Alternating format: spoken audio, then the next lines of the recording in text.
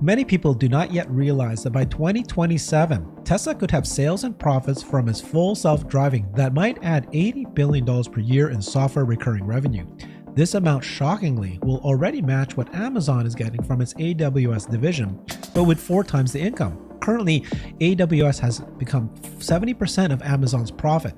This means the Amazon share price is about 4 times more with AWS than it would have been without it.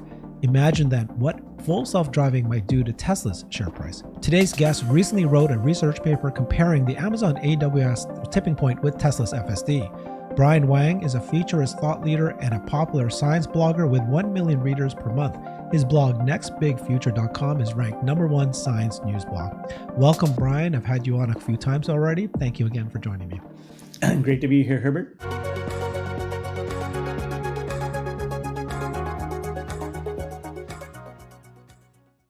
Thank you so much. So this caught my eye when you published this paper. You did a comparison of the Amazon's AWS tipping point with what could happen with FSD. So people are considering that. So explain to me what happened. Tell the audience what happened with our AWS and what it is and how it impacted Amazon's business. So AWS is Amazon Web Services, which is the cloud computing that they do.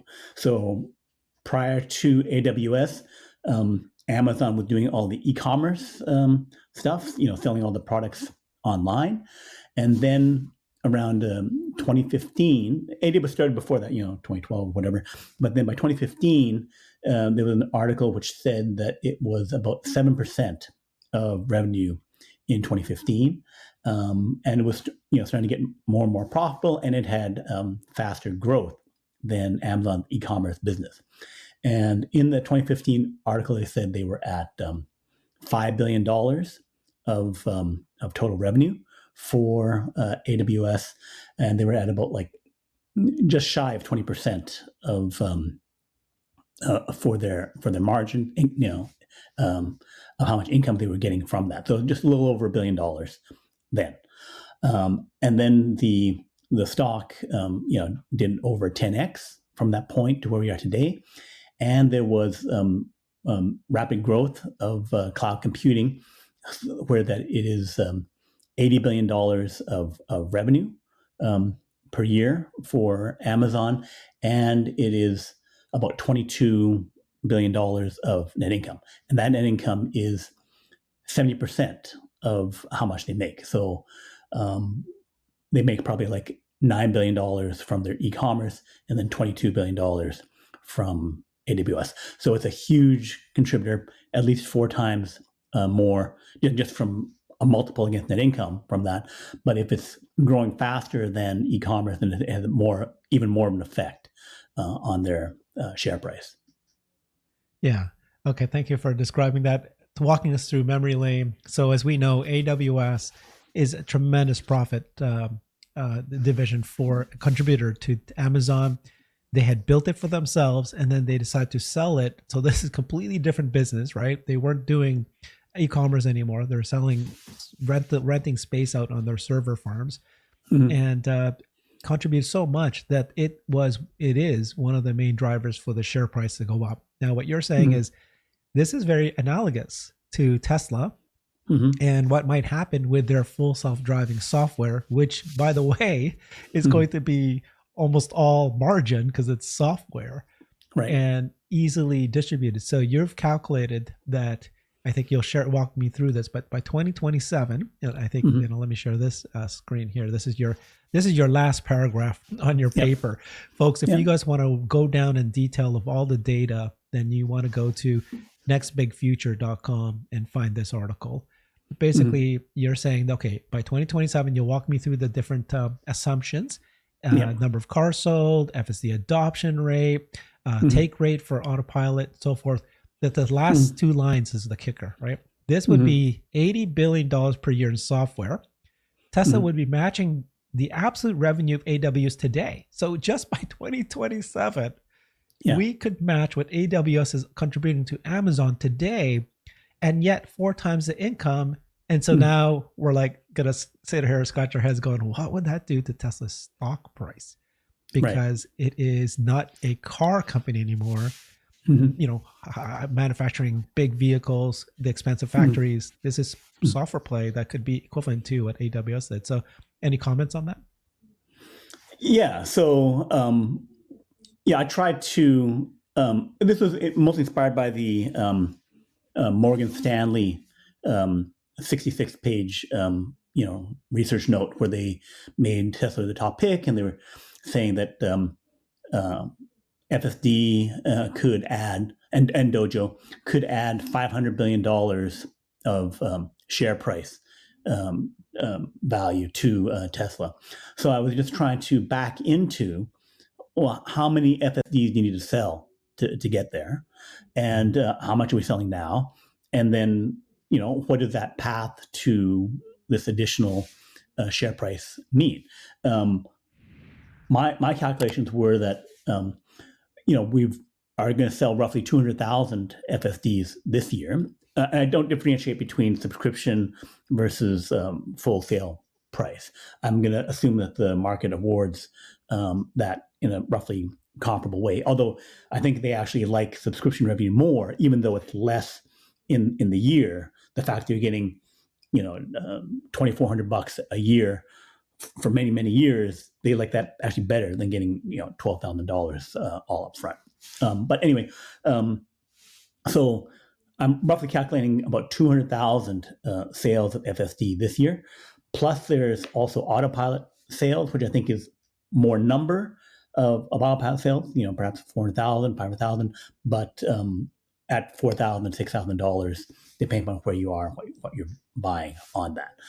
So then, I back that into a number for this year. For next year, I'm looking at maybe 500,000 sales. Again, it depends upon the performance of how good the FSD is performing, how much the attachment rate is. Also, another thing that will increase it is that the, if we sell 1.8 million cars, sell 200,000 FSD, that's only a little over 10%. It's because we get close to 20% FSD sales in North America, but we have far less, almost nothing in China, and far less in Europe. Partially because the buyers have less income, they have less salary, but also because of the FSD not being adapted to driving in China, the data not being there, the FSD programs being behind relative to the FSD programs in the United States. But that is rapidly changing with the full end-to-end neural network approach. That could be adopted, get the adoption rates far higher in China and Europe, perhaps getting closer to the adoption rates here. So then that gets where I think the ballpark 500,000 off of say 3 million car sales next year, and then rolling out to 2027 with the 10 million cars, and then I go to the and by the way, that 500,000 sales, I think that fully would support the $500 billion addition to Tesla's share price next year. Be justified based on a 50 times PE off of maybe $10 billion of income. And then in 2027, I say we go from getting all parts of the world to at least 20% better adoption rate, and then going perhaps 50% adoption rate. That would then reduce how much extra you're getting from autopilot, but then that'd be the main thing. So 50% would be 5 million sales times in the year. Plus it would be any from prior years of subscription, that kind of stuff. And then $12,000 of price. So then you get to $60 billion, and then I add another $20 billion for autopilot and for other FSD type dojo / revenue to get to $80 billion. Hey there, thank you for joining me. If you can, please consider supporting this channel so I can keep it going. It's a lot of work arranging all these amazing interviews. One of the easiest ways is just to click that join button and become a member of the channel. Thank you very much, and let's get brighter. Okay, so a few things I want to ask you questions on that. So first of all, so if you believe that FSD is going to work, then you just said that when you calculate this out to 2027 and you do discounted cash flow to today, the stock really should be, if you believe FSD is real and it's going to happen, $500 billion worth market cap to Tesla today, which is equivalent to, a little bit less than what it is now. So almost like a double. No. The $500 billion I say is justified by next year. I'm saying if you sell 500,000 FSDs in 2024 off of 3 million cars, then you justify the Morgan Stanley case next year. So you add $500 billion next year. In 2027, if you're saying $80 billion and you multiply that by 50, then you add $4 trillion, and then you would discount $4 trillion into this year in 4 years, take 20% off it or whatever, 25% off it, 30% off it, at $3 trillion. So you would discount it to $3 trillion today. It's worth $3 trillion today. Okay. Right. Okay, that's 3 times the price or 4 times the price. Okay, and then the other thing is, you did say that like it's you have to you're assuming a 50% take rate of FSD by 2027, and you and I can talk about it right now. How likely do we think that is? And so let me walk you through my thinking first. Okay. Sure. So number one, we've all understood FSD version 12 is a really game changer. It's different. The confidence is really high that it has accelerated the ability to be at least 1 time safer than a human, very likely 2 times. And then over time, especially with the additional compute that's coming online next year, it probably is going to get to the 5 times safer, 10 times safer than a human over time.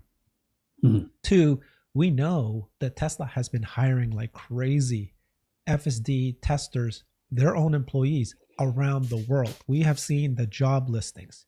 Every country, China. There was news just today saying that China is got significant progress in terms of possibly releasing FSD in China very, very shortly. But every country has FSD beta testers, so that's looking really good.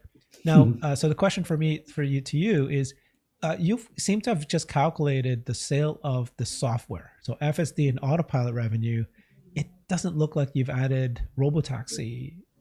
Share, so this is just the assumption here then is you're selling it to consumers who are still buying the cars, who are still buying the FSD and autopilot revenue. Right. I'm assuming that you haven't launched a robotaxi network, not because I don't believe that they would. I believe that they would launch a robotaxi network, but I just wanted to extrapolate the Morgan Stanley case from 2024 to 2027. So I kept it simpler. Yeah.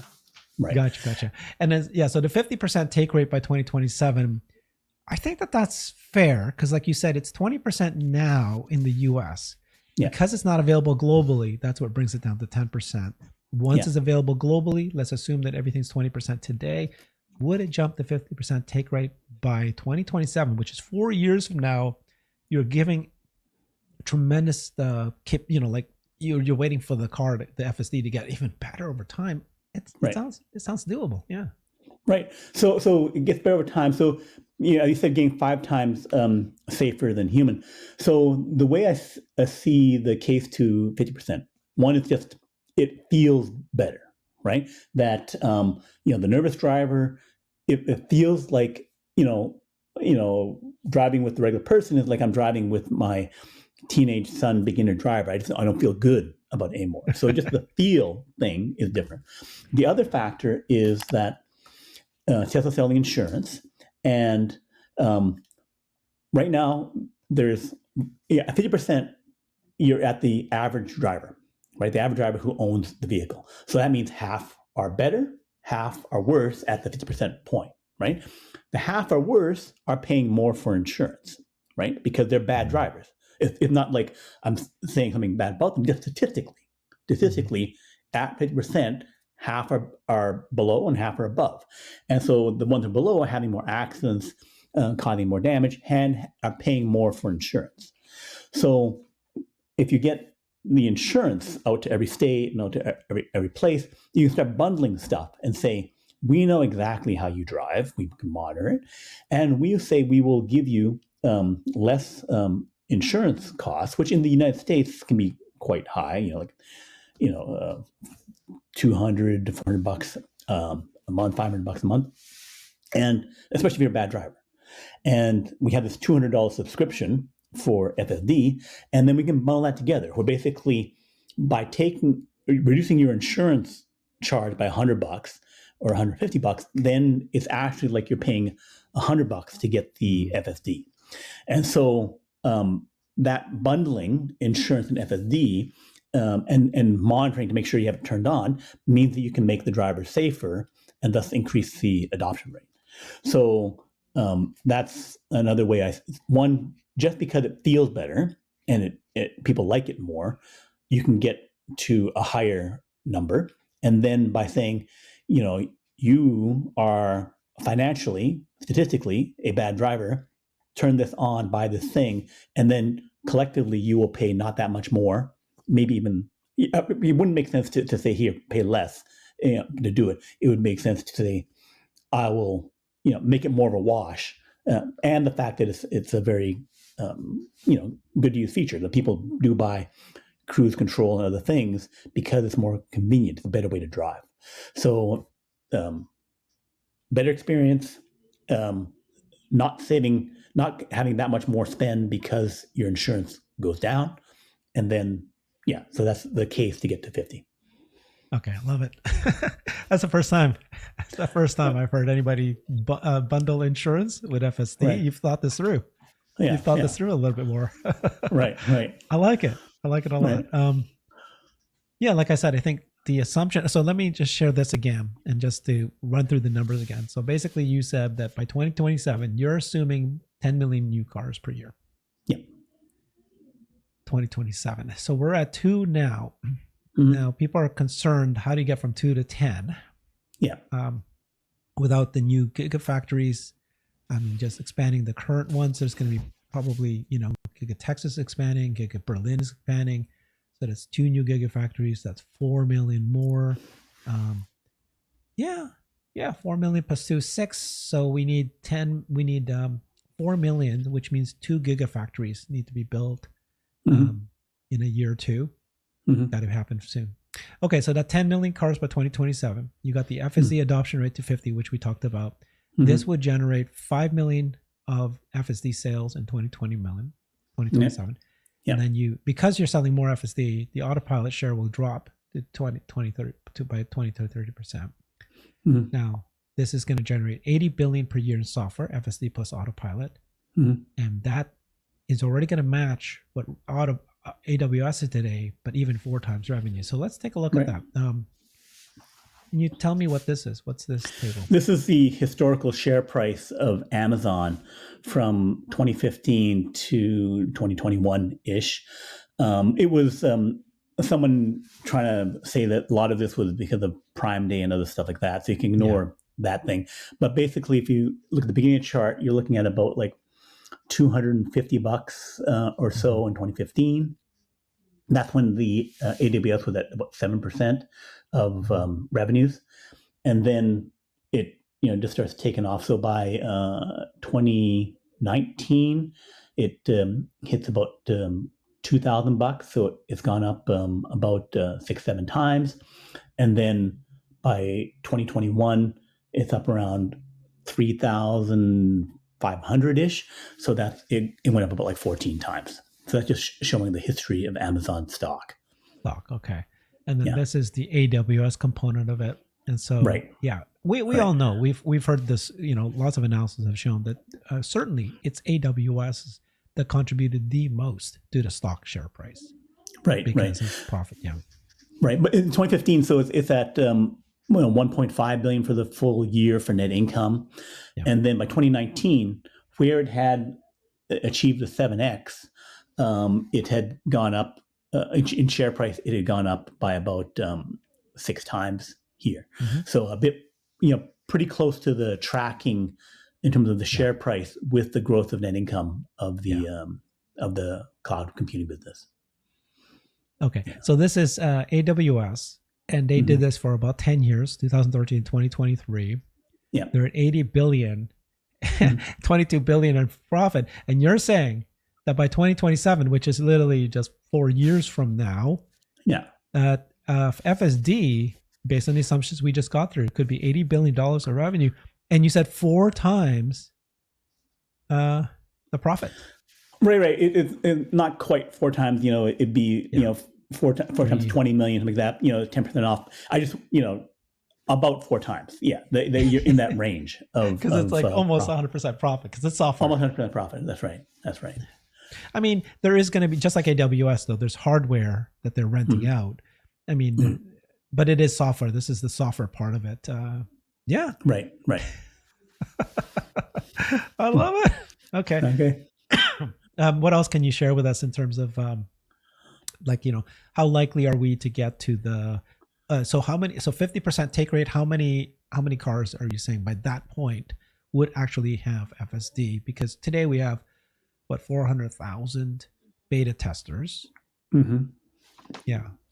So I'm looking at another 100,000 sales this year to get end of year with about 500,000 FSD.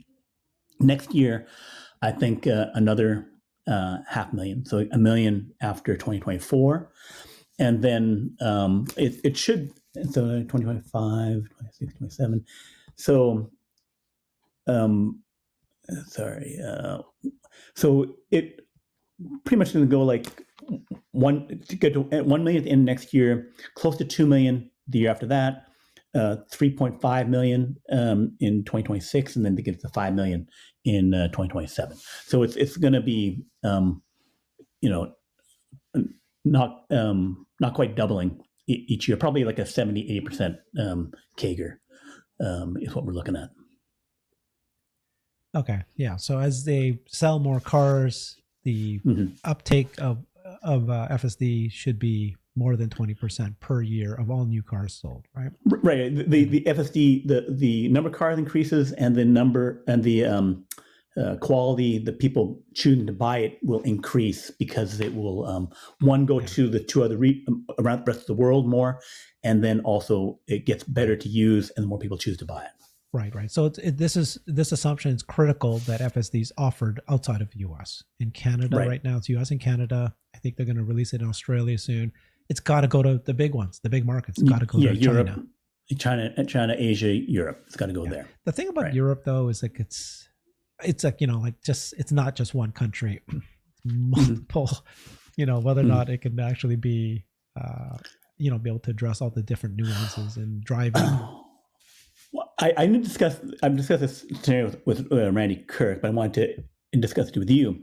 Is that the whole FSD system, because it's all vision based, right? It can use any cameras, right? Yeah. So the cameras can be in different locations and stuff, and it would take as the dojo gets better and better, it can train up faster, right? Yeah. So I get a new platform thing. So the highest value place to sell FSD outside of Tesla is for all semi-trucks, diesel semi-trucks, of which is 30 million vehicles. Because those vehicles cost $100,000 to $200,000 each, and they have this economic value, right? If Tesla sells a $40,000 package, let's say a $20,000 package, cameras and FSD that go onto a semi-truck, right? I install it on there because it's $20,000. I probably sell with subscription or something like that. If I sell a subscription, let's say it's $5,000 a year. $5,000 a year to replace the driver, right?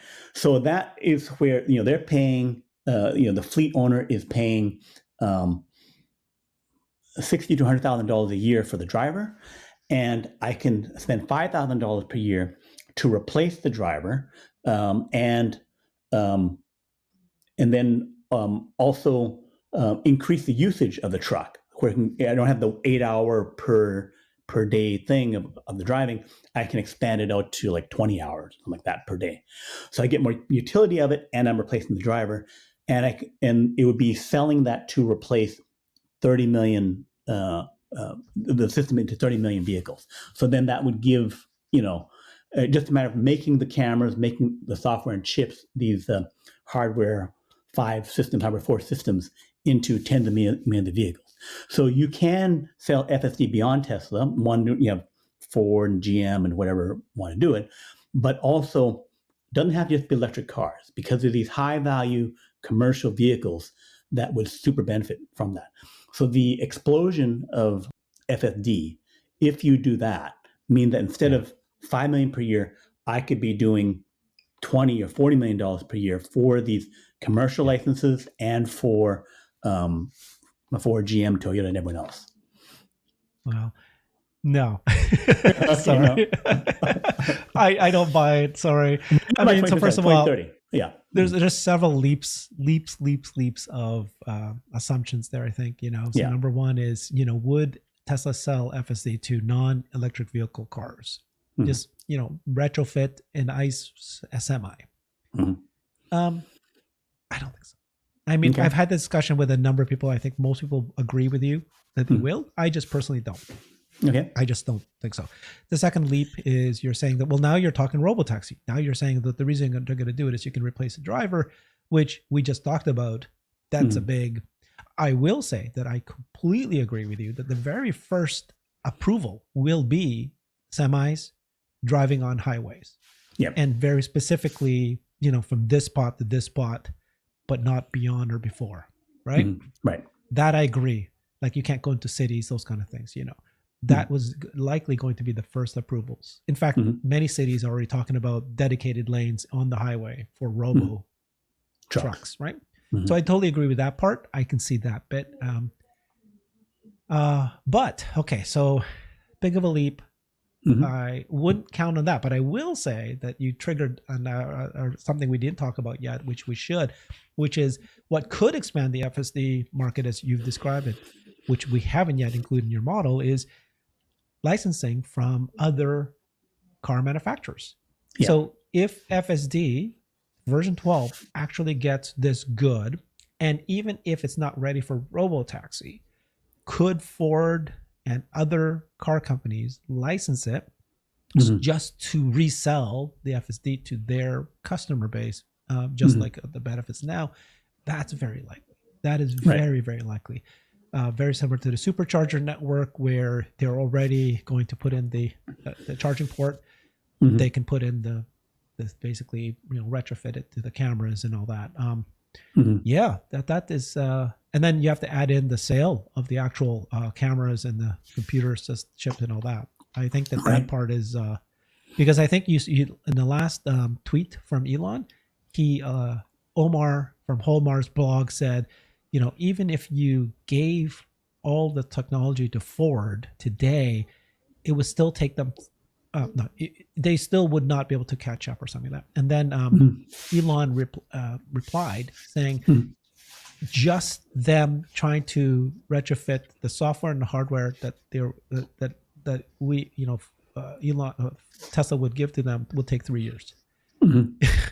Right. So just to do that. So anyways, what do you think? I mean, yeah, the licensing. So it would be faster to license some clean sheet vehicles, right? Because it takes them time to swap things in and out. So they do launch new models, so they could do something potentially there. They would probably have to redo the hardware software backbone, not just the FSD part, but the in-car electronics and compute and the rest of that.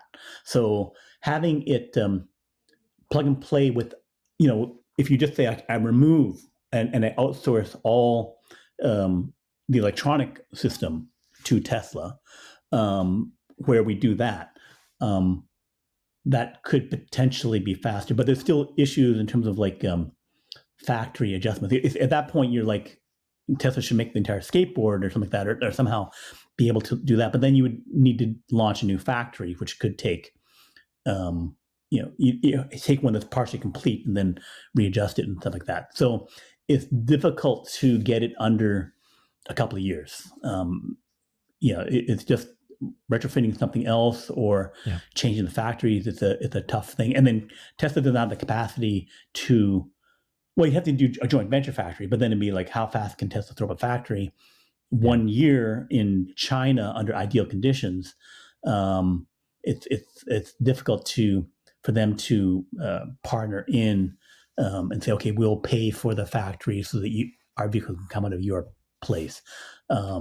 So it would have to be a complete switchover. So it's still 3 years, 2 years at least. Okay, let's get back to a couple more questions on AWS. So you titled your research paper the Amazon AWS tipping point for Tesla's FSD. So when you say tipping point, are you thinking, what's your guesstimate of how this would, now let's assume everything goes exactly the way we expect. FSD version 12 starts showing signs that it's progressing really well. You start seeing FSD take rate. There's no robotaxi required. You're just seeing FSD take rate going up for the reasons you mentioned. Is there a tipping point? Is there a moment when investors, specifically the Tesla investors, will go, ooh, we should double the... Is it just based on, you have to wait till profit starts to grow to a certain level, and then they go, ooh, we should really double it now? Well, that's the beauty of the Morgan Stanley report, because that was basically a shot over the bow to say, hey, pay attention to this thing. This could be the AWS thing. So now, the 10% jump in price, which to me said it was not priced in before, which I knew it wasn't. But, it shows, okay, when you do a mainstream financial institution saying, okay, this thing is real, it's $500 million, blah, blah, blah, that 10% stock price was the beginning of pricing in that. So they're primed to now accept the tipping point. So now if you sell 500,000 next year, up from 200,000 this year, ideally Tesla breaks it out as more line item stuff in their financial report to make it easier for the analysts to say, just like AWS is broken out by Amazon, right? So break it out, and it will be a significant number next year with 500,000. That would be $6 billion off that, a few more billion off of the autopilot, some Dojo revenue. So that should be broken out because it's a significant factor. Like in terms of like justifying breaking it out, if you're saying that it's a combined $10 billion of your net income, and your income on cars goes from 6 billion here to 10 billion, it's half of your net income. It should justify being broken out. The other thing would be if Tesla takes it all off beta, so that it's no longer deferred revenue, half deferred revenue, then that also says I no longer discount it for being deferred. It's like money coming in and net income coming directly to the bottom line. So I see the tipping point in terms of like the analysts seeing it is when it's in your face, another line item, it's in your face being equal to or within 50% of other auto net income. So those like three things. So off beta, a significant chunk of net income, which if we're correct, it would be next year, and breaking it out on the annual reports. Because then, how can I be an analyst of Tesla if I'm ignoring entire sections of their annual report? I love it. Okay, thank you you've thought this through. Great answer. So we know that Zach Kirkhorn had said that they're going to break out the energy likely by Q3, Q4 this year. So we're going to have that being presented. Then we know that Elon has said that FSD 12, when that's rolled out, it's likely not going to be having a beta label anymore. And we're hearing that from Ashok Alaswamy, who's the director of Autopilot. He had said that this version 12 might get into customers' hands by the end of this year. And then we've heard them say that it's already in shadow mode. It's many cars already have shadow mode and probably wide release shadow mode within a couple of weeks. And so things are moving very fast. Right. And so by January of next year, it's likely that, let's assume January, February, March next year, FSD 12 is now widely available. If there is a significant increase just in, like you said, smoothness of drive, feeling safer, more people would buy it than the 20%. Right. And it's now going to be released. There's news that it's going to be released in China imminently, like next month. Right. And so by January, it likely would already be released in China. So we're going to see increase just by that alone from the 10% globally to 20%, and then it'll start to grow. Mm-hmm. So this is Right. all good. I can see that. I like that you did this. I like that you did not have to, because I think the robotaxi, it's where people get like, they're shaking their heads. They can't understand it. It's too complicated. But you just let's just focus on FSD and autopilot. Assume, because robotaxi comes, all this is going to go nutty anyways. Right. But let's assume no robotaxi. And yet it's, you said $3 trillion is what it's worth today. So Right. Yeah. So I think by that example, if we know that the Dojo stuff gets faster and faster, it's all nets, it should be, middle of next year, end of Q2, sometime Q3, that they should break it out as a line, because it would be, in terms of how much net income is in there, it goes to that materiality thing of like when you're over, 10, 20%, something like that. It's like you have to include it. You can't be like, not small Gary, anymore. Yeah, it's not small. It's not like Gary Black. I can just roll it into something else. I got to take it out, and then that will put the spotlight on it and say, okay, here it is. The downside to all this thing is, though, if there's a major stumble somewhere along the way, when it's now on its own, so then you have something where, okay, we did a double on the stock price. It's, the Morgan Stanley thing has come through.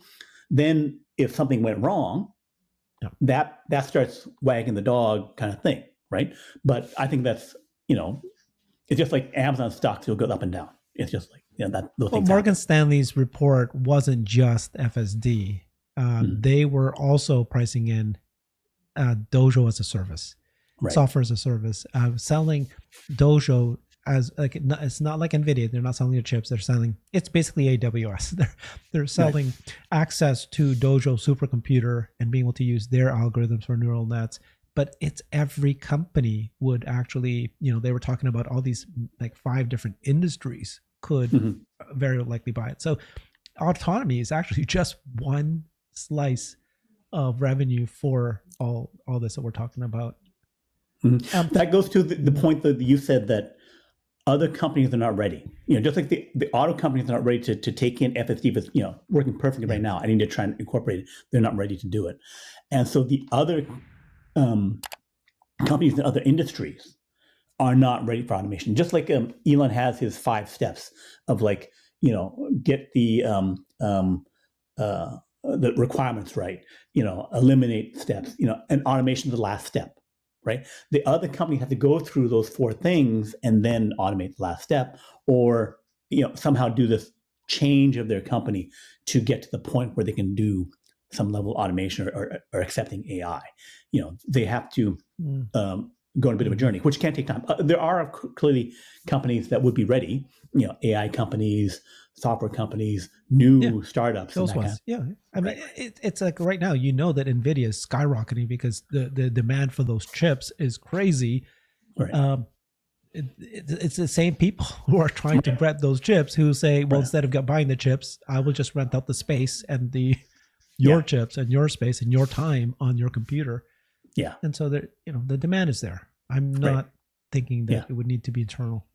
Okay. So another topic that I want to get your thoughts on is, this whole, this roller coaster that we've been going through with Giga Mexico and this, the 2 vehicles that are being made on the next gen platform. We've learned now from the Walter Isaacson book that there's going to be 2 vehicles, which we knew, Robotaxi and the Gen 2 car, the compact car. And then, we heard the story about how Elon said, I think we should just build the Robotaxi version. And then the other executives at Tesla said, no, we need to do it. And that's what they ended up doing too. Okay. But the new news we found was we were all very concerned that Giga Mexico was delayed.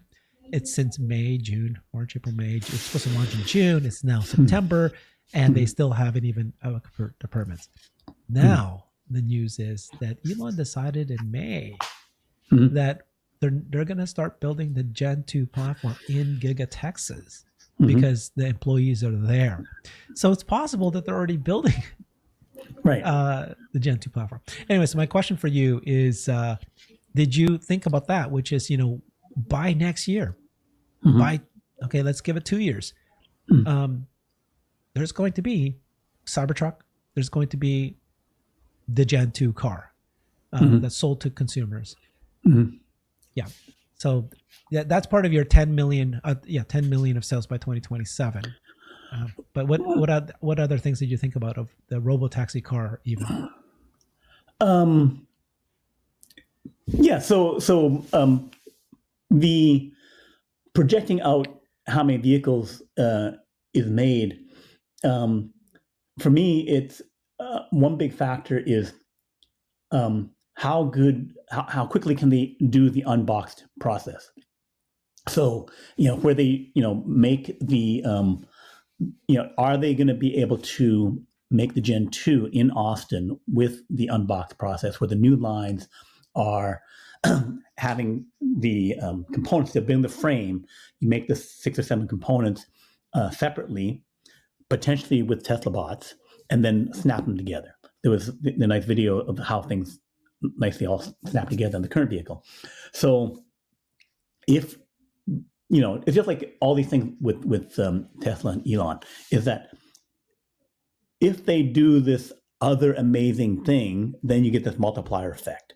If you can do the unbox process and get Tesla bots going, then the speed of growth of how many vehicles you can make can suddenly double Double. over what it would have been the next year. Because half the human staff, if you replace half of them with Tesla bot, means that can open up new factories that have trained people to flood into a gigafactory to have full lines, because I took half the people in Austin and Shanghai and Fremont and replaced them with Tesla bots, so then they can all go to Giga Mexico or something like that, or a second complete factory around Shanghai or other stuff like that.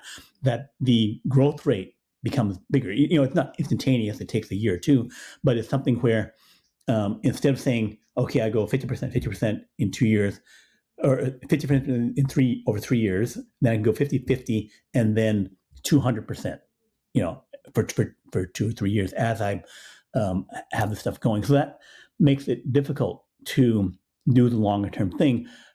For me, I'm saying, like, if those big things happen, if 4680 things, so there's several huge levers that, if they finally happen, the that to the moon growth rate starts happening. So me as a test investor, and you as well, is like, we're waiting for those shoes to finally drop and things to snap together. Where, okay, 4680 is at volume. Don't have to worry about battery supply for real. Like, not just making 2 million cars, but making 10 million, 20 million cars, and terawatt hours of storage. It's like when they say not a supply constrained, it's supply constrained for 50% growth per year, but not for 200% growth per year. It's like, Right. I want those constraints completely off. So that goes to, but the projection is, okay, let's do one part of the picture, and then hopefully the other things pan out and they'll be even better. So that goes to how I view, 10 million cars, 20 million cars, is that Tesla can go next level on many things, where basically we can toss older conservative projections away and we do far, far better. And I want to see that for FSD. I want to see that for Tesla bought in the factories. I want, so that goes to the fact that if all the, 5 or 6 major things happen, then the company is 10-20x and whatever, and things are just gone nutty. Which is, but there's so many things about the Tesla story where it's like, and then robotaxi happens and things got nutty, and Tesla bot has happened and things have gone nutty, right? And that goes to the Elon thing of like, things have gone weird and gone weird fast or whatever. It's like, Yeah. Okay. Well, thank you for today. Yeah. What I liked what you did, and we can ask the audience if they think that you were conservative or not. But certainly, you did include robotaxi, which is great. Mhm. You said 10 million of cars by 2027. I think Mhm. there could be some people that would debate that. 50% take rate of FSD. Some people might debate that. But just using FSD autonomy, if these numbers pan out, you're going to get to $80 billion of revenue, which is what AWS is already. And I like that data point. I love that you did that because we know that AWS was a significant multiplier to the Tesla stock or the Amazon stock. And you said that it was 4 times. Yeah. Like if you take out AWS from Amazon, the stock price would be 1/4 of what it is today. That's right. But then you also said, but the income would not, the revenue might be 80 billion, but the income to Tesla is 3 or 4 times larger than Amazon. Yeah, the 20 billion. Yeah, that's right. That's right. And so theoretically, if this works out, just the FSD sales, not robotaxi, to consumers, 50% of everybody who buys a Tesla decides to pay for this. That could be. And now you held the FSD price at 15 or 12? I held it 12. Yeah, I didn't adjust it. Yeah. Okay, because there's discussion of they might lower it to increase take rate, they might raise it to because it gets better. Yeah. You can do a sensitivity analysis where stuff happens, but it's like too many guesses with that. But you can just do like a high, medium, low, and just say, okay, maybe this and that. You can pop it out a year, 2027, 2028. There's ways to make it more conservative. Yeah. Okay, thank you, Brian. I liked it. I thought it was conservative, and I appreciated you comparing it to AWS. And then you also very nicely explained, which I agree, everything you said about the potential tipping point of what needs to happen is very likely to happen by maybe in the first quarter of next year. Yeah. Awesome. Thank you, Brian. Yeah. That was fun. Thank you. Appreciate you.